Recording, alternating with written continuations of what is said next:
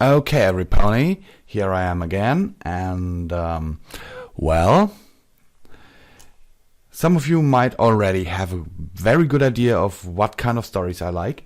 I will do several readings this morning. Some are just short stories, some are completed short stories, some are just the first two chapters of stories I will complete if the authors continue to write them.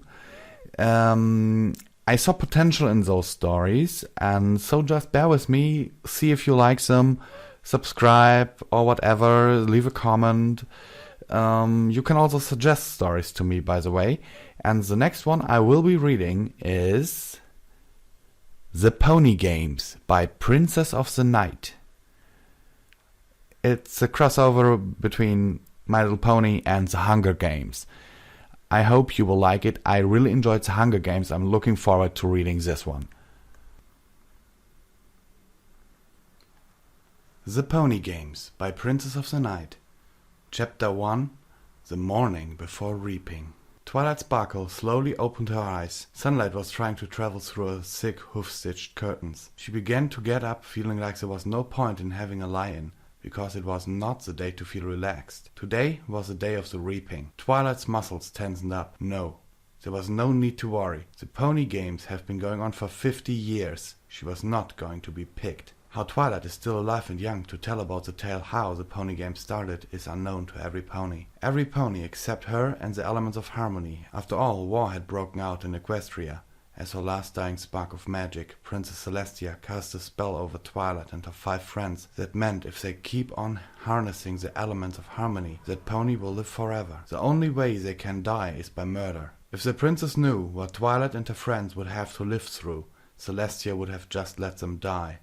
Twilight's heart dropped when she remembered the last tear of her beloved princess falling to the ground. Then, with one final breath, the princess was dead. Then the Pony Games were born, to mark the defeat of the princess and the start of the capital.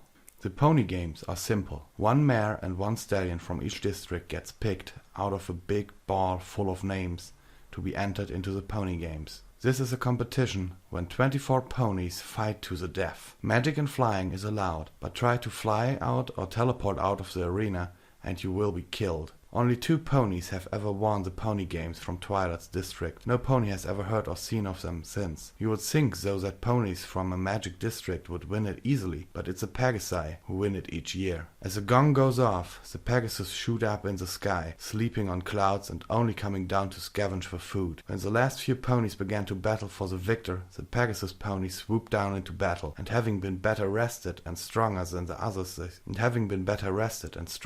others, they triumph over the weak ponies and win the Pony Games for the District of Weather. Twilight tried to shut away visions of the different types of deaths that can only happen in the Pony Games.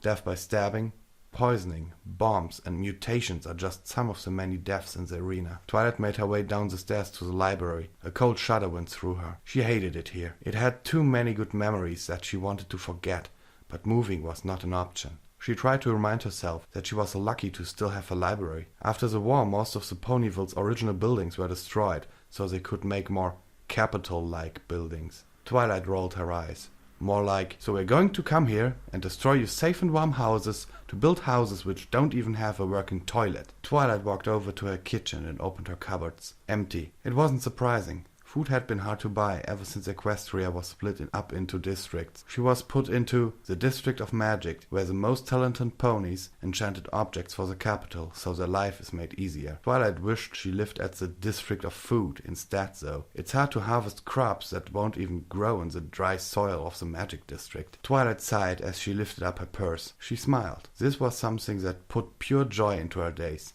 Something that kept her alive. Magic.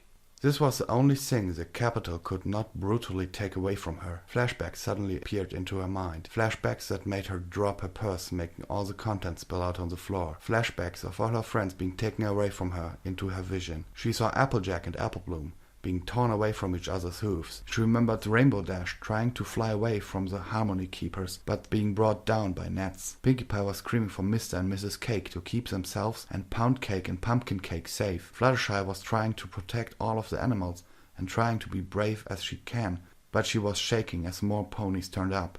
Rarity grabbed Sweetie Belle closer to her as Harmony Keepers surrounded her. Twilight was screaming for every pony to be calm, but seeing that Spike was being dragged out of the library, screams of terror were coming from him. Twilight pushed her way through the Harmony Keepers, trying to get to Spike. Twilight called his name. Spike turned his head. He started to begin to scream Twilight's name, but was silenced by the Harmony Keepers pushing him to the ground. Screams of all her friends were ringing in her head. It took a couple of minutes for Twilight to realize that the screams were coming from her. She came to her senses, her muscles weak and shaking. Sweat was running down from her mane to her face. Twilight shook herself. No more. This was her life now. She will never see them again, and nothing can change that. Twilight began to collect all of the fallen coins and placed them into her purse. When she was done, she put her purse into her saddlebag, put the saddlebag on, and made her way to the front door of the library. She took one last look behind her. No more thinking about her friends. It was time to put the past behind her and look to the future, if she had one. Okay, every pony, I must admit, this first chapter is very short. And yeah, I think it is well made. It describes the terror of the Hunger Games, the original, pretty good. And I'm really looking forward for more because this really has potential.